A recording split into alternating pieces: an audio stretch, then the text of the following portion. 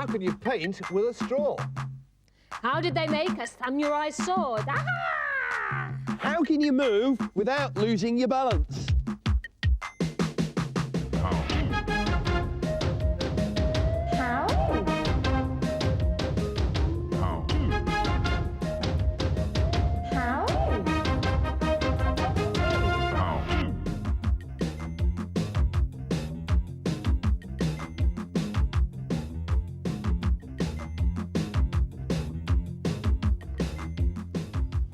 How? How? How can you make a matchstick stand to attention? It's super glued there. It's not glued there at all. Look, I've just taken it off. Grab a match, the pair of you, and let me show you how. You bend your thumb like so, stick the match fairly hard into the wrinkliest bit, straighten the thumb out, and the match will stand to attention. Carol, let's look at yours. It's because you've got no wrinkles. Oh, Gaz, nice. you're so wrinkly you could even do it on the side. Maybe. Yeah, Really? kind of. But that is how to make a match stand to attention. Yes. How the deuce can you put the bounce back into your old tennis balls? Well, if you play tennis, you'll know that new tennis balls are really bouncy and the old tennis balls aren't so bouncy. And the reason for this is that tennis balls are full of pressurized gas. And after a while, the more you hit them, the gas escapes through the skin of the ball and it stops being so bouncy. Let me explain. It's just like a balloon, really. You blow up a balloon, and then a few days later you come to it, and it doesn't look like this at all anymore. It looks like this. Now, the gas hasn't escaped through the end of the balloon. It's actually escaped through the surface of the balloon, and it's exactly the same for tennis balls.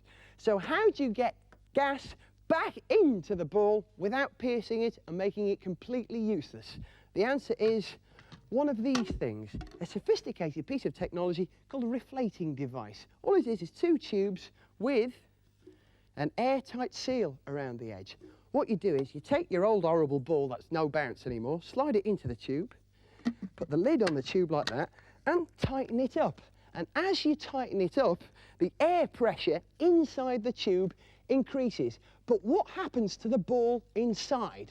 Well, the ball is surrounded by high pressure air, which forces the air back in the way it left, through the skin of the ball, back inside the ball. And after a while, you open up the reflating device and your ball has returned to its previous bouncing quality.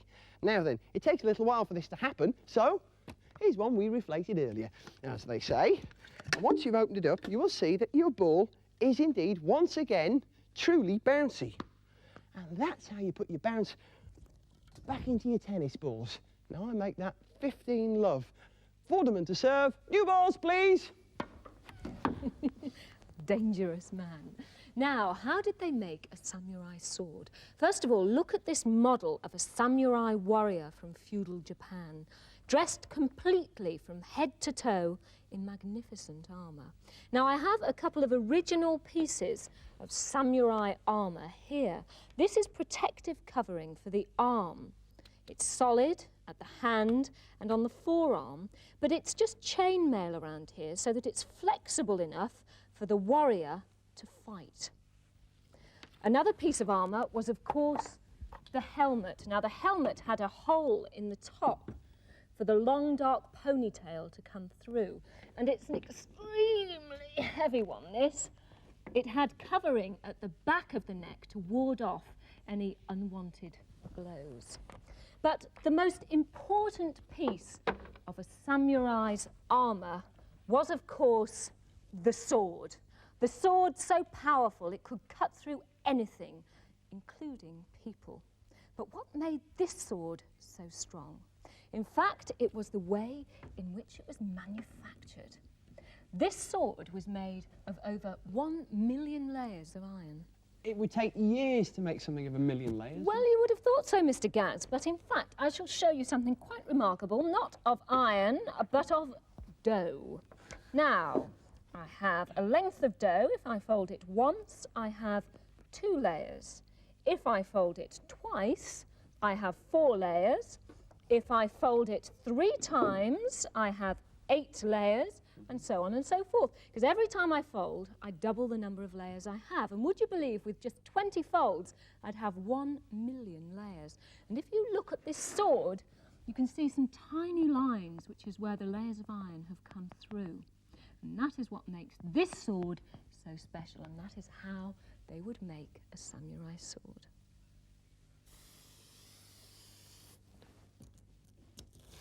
How do you paint with a straw? Well, you've got to do this. You've got to turn your straw into a paint spray. How do you do that? Well, let's take a look at this, because what we've got here is very fast-moving air going over a tiny nozzle, which in turn leads down into this jar of liquid. You know the old theory? Fast-moving air, the lower the pressure, allowing the liquid inside to come up and out and be blown away. Rest your gas.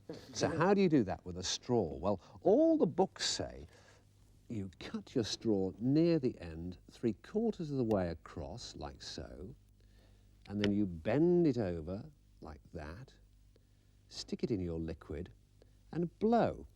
It's nice in theory, but it doesn't work. You just get a nice blow, a bubbly effect. But my research says if you put another piece of smaller straw inside the original one, so it just peeks over the top and becomes your nozzle, that will then, hopefully, do the trick. Oh, fantastic. And it does. So how do you turn that into art? Come with me. Now we shall see if this works using ink. Exactly the same sort of straws. We'll start with a bit of canary yellow. Very pretty colour. What a blow, lad. Go on Very in. nice. Let's have another colour. Another first. colour? OK, Yes. a drop of blue. Not so successful. Let me revert to my original model. See if that happens. Oh, Yes, fantastic. lovely. And now a drop of brick red. What have we got? I'll show you what we've got. We've got H.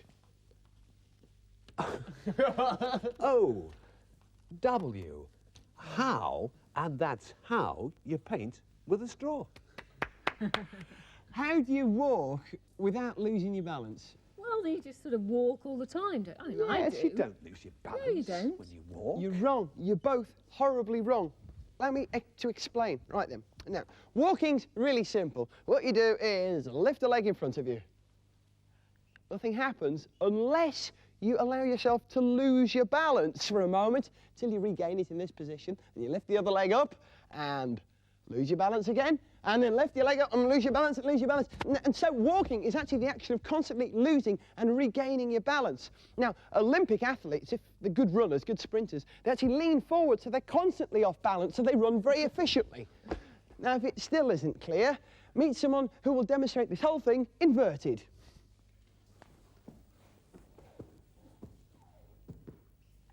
This is international gymnast Jackie Brady. Jackie, can you do a handstand for me, please?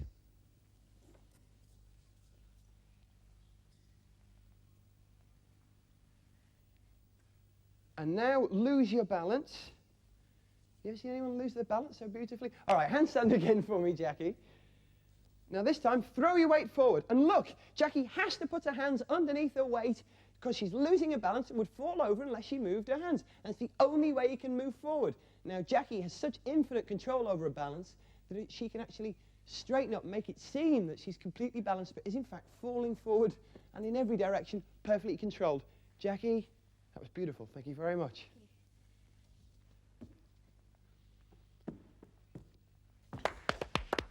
Superb. Now, how did they stop Scotland from blowing up? Well, they did it by using one of these. This is a potentially good how. What is it? I shall tell you in a moment, Mr. Fred. First of all, a long time ago, in the wilds of the Highlands, Alfred Nobel, the man who invented dynamite, set up a factory to produce it. Now, the most dangerous and explosive part of dynamite is nitroglycerin, and it must be handled incredibly gently. Catch, guys! Fred! Now, if you're going to manufacture something like dynamite, you have to do it very carefully. And there was one man in the factory who had a particularly important job, for it was he who had to watch the nitroglycerin mixture to make sure it didn't overheat and explode. It was a bit like watching milk simmering, making sure that it doesn't boil over the top.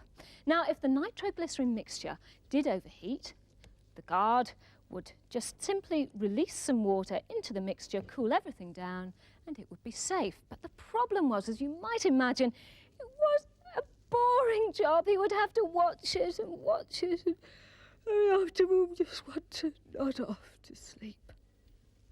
The problem, how do you keep him awake? How do you stop the factory from exploding into smithereens? The answer was the dynamite stool, a one-legged stool upon which he would sit and watch, and watch, oh, watch. And when he fell asleep, he simply fell off. So it was the dynamite stool which kept him awake. It stopped the mixture from boiling over. It stopped the factory from exploding, and it saved Scotland from blowing up. Here's one. How do you make a rubber band jump? I'm going to make this rubber band, Fred, Carol, leap from these two fingers to these two fingers without the aid of a safety net. Watch carefully as they go up. How about that? Gasp! How's it done? Easy, easy. Here you go. Have a rubber band each. Carol, nice colour-coded one for you, Oh, Fred. thank you so Yes. much. Right, this is what you do. Hands up. Hands up. Hands up. Then you put your rubber band over your two little fingers there. Yeah. Like that. Right. Right. Yeah. Then you Yes. bend your other fingers forward. And as you bend your fingers forward, pull this band out. Yes. Slide them inside. So all of them go All four inside. fingers go inside like that. Right. Cross your nails, yeah? Yeah. Yes. You got it? Yeah, got And it. then when you bend your knuckle forward like this, you can see what happens this time. As I open my hand, it switches like that in slow motion. If you do it fast enough, it looks really good. Okay, let me try. Yeah. 1, 2, 3. Well played. Do it fast. Fred? How's that? Well, it would have been nice to see us in the first place. But that's how you make a rubber band jump. How do you complete a circuit? In fact, come to that, how do we three complete a circuit? The solution to this how lies beneath this silver salver. It's something very exciting called Factor X. But what is it? I can't show you yet. I've first got to show you how a simple circuit works. We need some power, so we've got a battery. We need something to power, so we have a bulb. We need a small switch, which we have here, and we've got wire connecting the whole thing up to make a nice little circuit. So when we put the switch on, the bulb goes on So the like switch is Factor X. No, the switch isn't Factor X. Factor X, we're getting towards it if we introduce another element, and that is water. Now, of course, if you were using mains electricity, which we're not, we're using a 6-volt battery, you wouldn't put water anywhere near it, because that's the quick way to get electrocuted, as many people are every year. And in fact, if you're trying this experiment, make sure you've got someone with you, like me, who knows exactly what they're doing. Like you, Fred. Exactly. So the water now is part of the circuit, but nothing's happening to the light bulb, not until we add some salt. And keep your eye on that light bulb, because if my theory is correct, the bulb is alight. Look at that, you see, salt so the and water. salt is Factor The X. salt and water helps us towards Factor X. What is Factor X? Will you tell us? Ladies and gentlemen, for the first time ever on How To, Factor X. Timmy the Duck. Now, I know he looks a little bit stupid, but in actual fact, he illustrates perfectly all that I was trying to show over there, because he's a complete little circuit within himself, a battery and wires, and a couple of contact points on his little bottom there. And when I stick him on the metal tray, he completes the circuit. That acts as a switch, and he's cheeping away quite happily, but I'll take him off the tray, and of course, that stops the whole thing. But what about the how? How do you or we can complete a circuit? Good question, you see, because he's away from the tray now, so water and salt would make him work. Yeah. Our bodies are full of water and salt. So in theory, if you and I stick our fingers on his little contact points and then Yeah. I touch you, say, on the nose, Yeah. we'll complete a circuit. Let's see if it works. Are you ready? Yeah. Fingers on and touch. Yes, you see, a little circuit. Fred, what's that behind Yes, you? what's this, Some Fred? real heavy metal now, and the circuit, the like of which you've probably never seen before. I'm not sure if Timmy's up to it. Let's find out. What's going to happen is this. I shall be connected to the radiator on this hand, and my other hand will be connected to Timmy. Okay, I shall connect myself to Timmy on this side here, Yes. and I shall connect myself to a coat hanger on this end. Yes. And I shall also connect myself to the coat hanger and to the radiator. Now, in theory, then, that circuit should work the moment I touch the radiator. Let us see if the how is successful. Are you ready? Yes. Now! Yes! Wonderful!